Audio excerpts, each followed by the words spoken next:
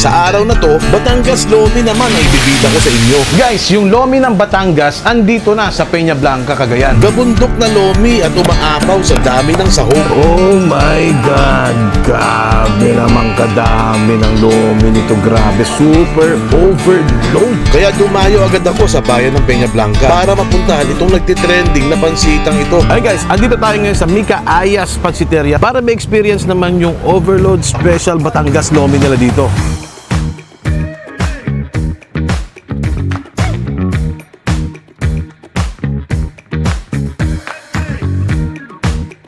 Ayan, so dumating na yung order natin, special Lomi ng Batangas. So andito na sa Peña Blanca. Nag-expect naman talaga ako ng ganito na sobrang lapot nung sabaw niya kasi alam naman natin na ang Lomi ng Batangas talaga ay malapot. So ito yung overload nila, meron silang karahay, shibol, veggies, calamares. Ang ganda, very appealing. Yung 130 pesos mo, good for two, ganun siya karami. So tikman natin. Sarap. Yung sabaw niya, parang mix na agad yung malalasahan mo eh. May pagka seafood, tapos parang yung broth niya parang kalabaw. Ganun yung ginamit nila. Ang sarap, very bland. So, masarap siguro lagyan natin ng kalamansi. Ayun, oh. Oh my goodness.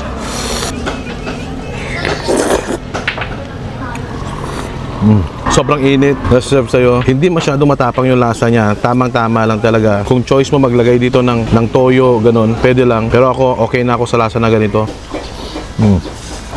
Pasok sa atin daw. Tikman natin dong karahay nila. Kanina pa nakababad to eh. Ang ganda ng pagkaluto. Ito niyan. Combination ng crunchy at saka bouncy na taba. Ayun oh. Ang lutong. Sarap ng karahay. Perfectly seasoned, hindi siya ganun kaalat. Masarap.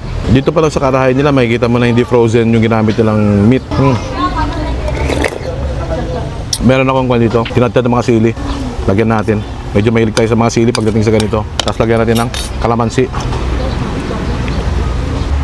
Look at that. Cheers.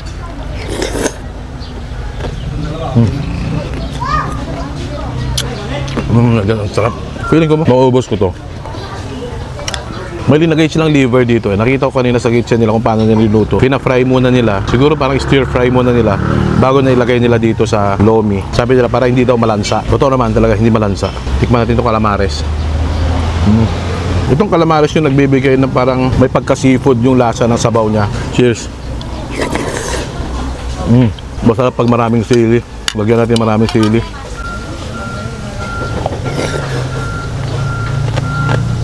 Malutong pa rin yung kanya, no? Yung karahay niya. Kahit na kanina pa nakababad dito sa sabaw, andun pa rin yung crunchiness niya. Sarap.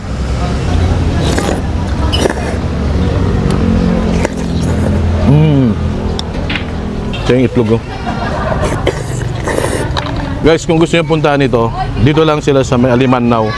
Dito sa may White Rock Village. Highway lang siya. Going to Peña Blanca proper. Kung galing ka dyan sa may Pulsar. Left side lang. Makikita mo agad yung karatula nila. Puntahan nyo to. Sarap pa kumain dito. Fresco. Yung ambiance na okay. Malinis. Sa may bilyaran. Thank you for watching. 3F Moto. Peace.